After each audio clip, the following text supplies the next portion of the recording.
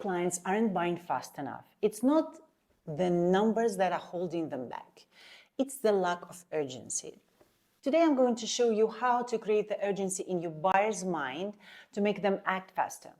My name is Olga Sinenko and I'm almost 10 years selling real estate in Dubai. I've learned that buyers don't make decisions if they don't feel urgency. If a buyer doesn't feel a strong need to change the situation, they simply won't act. So today I'm going to show you how to create a sense of urgency, moving the client from hesitation to taking action. You've learned the key questions to ask and the psychology behind the buyer's urgency, and how to frame the conversation to make them feel the need to act fast. Again, representation in your head. What is the sales process in a simple graph? The client is coming to you from the point A. Point A is where he has his current state and he has the problems there. Point A is problem. Yeah. Point B is his desired state. Is his the state where he doesn't have the problems, that his problems are solved. And your goal as a real estate salesperson or any salesperson, I know, by the way, it's very fashionable nowadays to call real estate agent a consultant, because it kind of feels that this is somehow higher. How do you feel about consultant? I heard this many times. I would say advisor, yes. In my brain, it gives me a higher status, but the consultant and someone is just giving a consultation, but he's not there actually to close the deal, right? So something is not working for me. For me, it's just, we're all salespeople, regardless. Even if you do not work in sales, we are selling our opinions, we are selling our time, we are selling ourselves as employees or as a business owners. This is how it is. And this strategies are applicable for just anything, to sell absolutely anything. So when I'm coming to you with a problem and I'm in the point A, your task as a salesperson to identify with me my problems on a point A, discuss it with me, and then make me feel that those problems, for the question that you are asking, not by telling me, because I'm not going to believe you if you're going to say, oh, that's just really bad, your rent is really high. No, I'm not going to believe you. I need to tell myself. And then the objective state, our point B, has to be so far away from where we are now, so the gap has to be so big that I will feel an internal need to close this gap, to arrive to this point B. And this only can happen if you will talk about the problem. Because if you're going to be talking about solution B, I will feel like I'm almost there. I will feel like I need to wait. So your task as a salesperson is to help me to see this gap very, very clear in my mind. And the bigger the gap is, the more I feel the need to change the situation. Any questions on that? A little bit unclear? I can see that the eyes are like, Olga, what are you talking about? Do you want me to give you an example? Yes. Do you want you give me an example of a client and I'm maybe gonna show you how to dig deeper? So let's put it this way. What about your latest client? with the one who you've been going through some process, and for example, he never purchased for whatever reason. Can you tell us a story? Mine basically never purchased. They keep giving a reason. Just allow us to. Mine basically never purchased because this is not it. The ones that they liked, they gave a check for, Okay. was declined from the seller's perspective. The seller wanted some more time in spite of coming to the seller's point. The decline. He wanted more time. The buyer is still with me. He wants me to still look for properties. Okay. But it's not getting consolidated for some reason.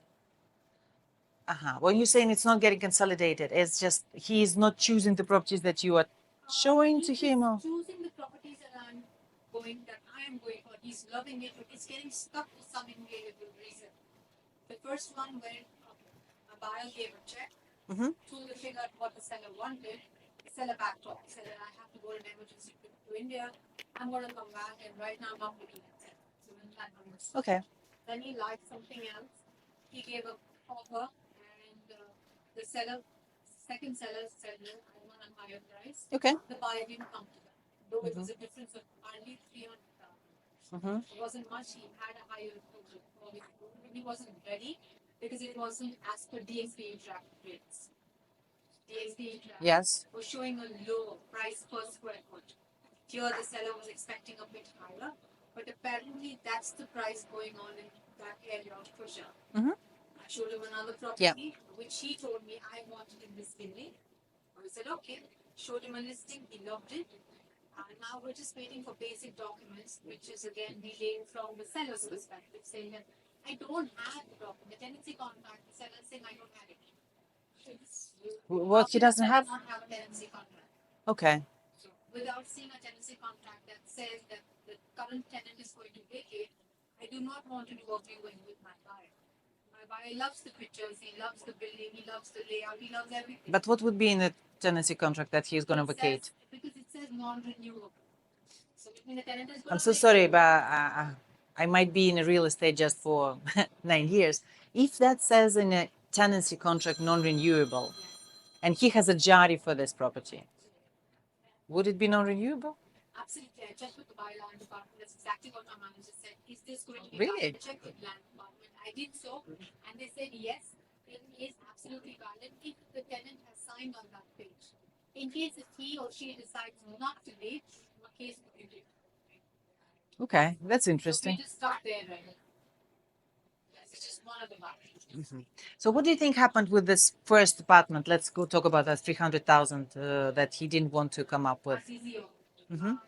So her original price, purchase price was 1.3. She agreed to go below her purchase price and sell it at 1.25. Yeah. It's what I offered this guy. He said, fine, I'm okay with it. Then she came out because the prices she was seeing running around the market were a bit higher. So she said, no, now I want 1.3. My buyer said that, no, this is not the price of the last transactions that have been happening. Okay. I'm not going to come up that. Why he's buying?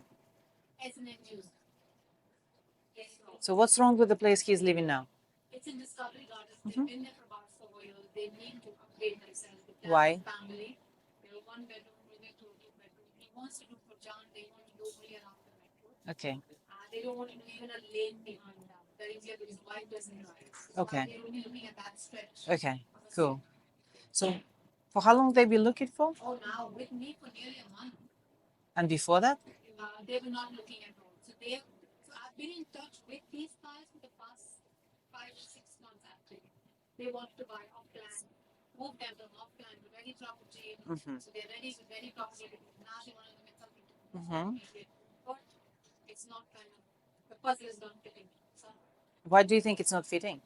I honestly don't know. You give me an answer. There is so many questions in my head. I don't know. Okay, so what's going to happen if they not going to buy? He now? will just continue to stay where he is. So he needs another room because he has a different, like a new kid, or? No, so he will just continue to stay where he is because his tenancy contract is still due. Yeah. He will renew it again over there. Okay. And apparently this is what he has said because he signed a contract with me. He said, I don't want to buy a property from another agent. I would rather do it with you because you've taken us through and we trust you to get it into the season date. Yeah. But we're still not not able to finalize. That's it. I really don't know where I'm starting. Okay, guys. The thing is, why, from the beginning, this 5 months ago, why they were even looking for the off-plan property? So I was just going to ask you, what is the purpose of buying? At that given point of time, they were looking at hillside. So they came to me as a lead of hillside. Forget about what they've been looking for. It doesn't matter. Why they decided that we don't want to stay in Discovery Gardens anymore, and we want to want to move to a new place. So when they started with the very thought that came to them 5 months back was he had some liquid income. He wanted to put in an off-plan property. This was 5 months back. So And he got this liquid income just 6 months ago? No, he's had it. He's been sitting on it. He didn't know what to do with it. Okay, so what changed 6 months ago so he stopped feeling that I cannot sit on this liquid income anymore or whatever? What changed is that he eventually realized that when his family came in the month of January, his house was too small.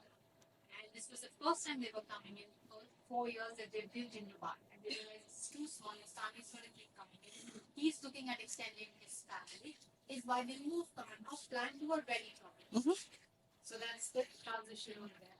What do you mean he's looking to extend his family? So he's looking to have another kid? He's looking to have a kid. And he's looking to have a family member be in the house to take care of his wife. And he is okay. Like, look, that we have to condense it all for him in one. Okay. So what's going to happen if you're not going to move into the bigger property and He would rather be where he is, live in a smaller size than pay extra money. Now he's somebody, when I've taken him to show him a building, he said, I love this place, okay, so look, but I don't like the wind. I will tell you, right? I will help you. So what's going to happen if you're not going to do anything about it and you kind of keep living in the same unit that you told me is a little bit small? I'm saying a little bit small because I want him to say it's very small, right? So what's going to happen then? And he's going to say, oh, I'm gonna rent something additionally, blah blah blah. It's like, okay, so how much is gonna cost you? XYZ. So help me understand. You're paying already how much? And you're gonna pay. I was not very good with math, so altogether, how much it will be? But do you want to put yourself in a position when you have to do that? When you are spending that much money for the place that you don't even like the setup? So he's gonna say what? Yes, I want. But Yeah. in this case, the buyer has done this bit. He's put down the offer or whatever. But now from what I understand, is we are getting issues from the seller's side. This is the first time from the seller I'm stuck. So it's not No. Well, the first time I understand that you cannot control the seller. That's additional thing. But the thing is that you could have potentially, I'm not saying, you could have him offer the higher price for the unit that you wanted. He is a sales guy who runs figures for Amazon. And he brings figures to me before I bring figures to him. So he's somebody who doesn't budge. Okay, guys, that's why I'm saying. But these questions, what I'm asking him is, how do you feel that this is what you want? Because I don't want him to come into the conversation with me in a price-based thinking. He's sorry. Yeah. He's why he's moved from a figure of what he was to what he is today. He was at a 1.1 for a two-bedroom in Fujian. Those were not the prices that were mentioned over there. Prices that got up. So he's moved a bit. But to get him to move a bit more, When you're talking about the price-based thinking, on the price-based thinking level, when you're talking about the prices, not the result-based thinking, what is the result that he wants? How he wants his family to be in this bigger house compared to what it is now. how do you deal with someone who is hardcore practical, only running on numbers? But his wife People is do not make decisions with numbers. sorry? People do not make decisions with logic or with numbers. He's a guy who apparently I got to know from his wife he only plays around with numbers. If numbers I'm not saying he's not. How can I move him from here to there? It was like, do you like how you currently live in this house? And what if your extended family will come? Do you like how your wife or kid or something feels? No, like I said, like you mentioned. You know what the problem is? You just believe exactly everything that he says. So you're protecting him in your mind, validating that what he's saying is right. I understood what she's saying. I'll explain to you. You see? Because if I believe that you are the guy with numbers, I'm never going to be able to overcome my own objection and your objection. But I know, like, he is buying this for the family. Because of discomfort him, his wife, his kid, his extended family feel. So my question to you, how much does the comfort of your family cost? And that's, I completely understand and I agree with you, which we have to validate everything with numbers. But if you were to have this house like 1 year ago, 1 year ago, how different your life would be in terms of day-to-day feeling, in terms of you living surrounded by the people that you like. But you have to be brave to ask these questions. Yeah? And you can say, yeah, we can always do the numbers. That's always going to be the numbers game. We can redo the numbers based on exactly. Yeah, but when it talks about when we talk about the heritage to your family, do you want to have what, like the cheapest possible option, or do you want to have an option which gonna 100% fits your requirements and gonna be a legacy for your kid? You see, when I'm talking about legacy for your kid, oh no, I still want the cheapest option. Then you can't do anything. Like you're gonna say, yeah, for example, oh yeah, I want to leave a legacy. Why though? I'm asking him the question, why? Why though? Why it's important for you now? You see, I'm not just letting him agree. I want him to expand and tell himself why it is important for you. Then it's hard for him to come back and start thinking about numbers only. You see? Because no one is buying house because of the numbers. Always have to think that the property is just a vehicle who brings them from point A to point B. This is just a vehicle. They want to feel a certain way if this is their own property. They want to be able to do certain things inside the property. But this is not about the table. It's about how I'm going to feel sitting or playing, well, I don't know, around this table. This is why I'm buying, right? And we are, as a salespeople, as an agent, no one ever told us. We've been always fixated in numbers. We think if we're going to be putting the number down, he's going to buy. But as you've seen, doesn't make him decide quickly.